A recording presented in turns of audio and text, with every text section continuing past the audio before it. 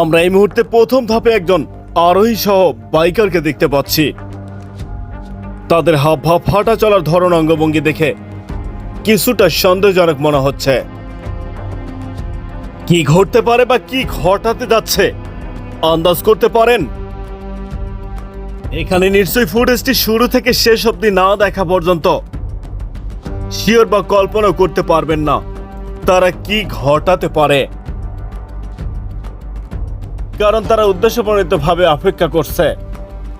আন্দাজ করে কিছু একটা বলাই যায়, সেই অপেক্ষাকৃত আগাম সময় বার্তা বলে দিচ্ছে খারাপ কিছু ঘটাতে যাচ্ছে। বন্ধুরা বাইকার সহ এদিক সেদিক আসা যাওয়া করছে। অন্যদিকে সেই বাইকের আরোহী তিনি সেই ব্যাংকের গেটে ঠায় দাঁড়িয়ে আছেন, এমনকি উকি ঝুঁকি দিয়ে দেখছেন পূর্ব পরিকল্পিত সেই ব্যক্তি সামনের দিকে বা গেটের বাইরে অগ্রসর হচ্ছে কিনা। কিন্তু সেই ব্যক্তি বা ভুক্তভোগীর কাছে কি এমন থাকতে পারে যার জন্য এতটা হাই রিস্ক নিয়ে জনপ্রকাশ্যে অসৎ কর্মকাণ্ড ঘটাতে যাচ্ছে? আসল সেই রহস্য বা ঘটনা জানতে ফুটেজটি না টেনে শেষ অবধি দেখতে থাকুন, কারণ এরকম ঘটনা আপনার বা আপনার ফ্যামিলির সাথে ঘটতে পারে। তাই নিজেও সচেতন হন এবং অন্যকে সচেতন হতে উদ্বুদ্ধ করুন।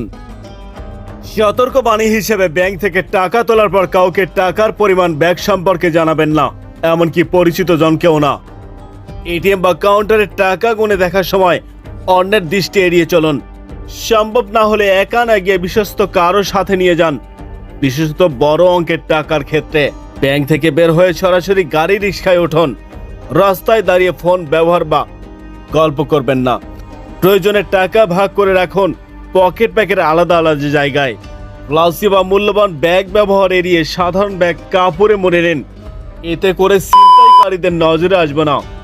রাস্তায় কেউ জিজ্ঞাসা করলে টাকার কথা অস্বীকার করুন বা গন্তব্য সম্পর্কে বিভ্রান্ত তথ্য দিন।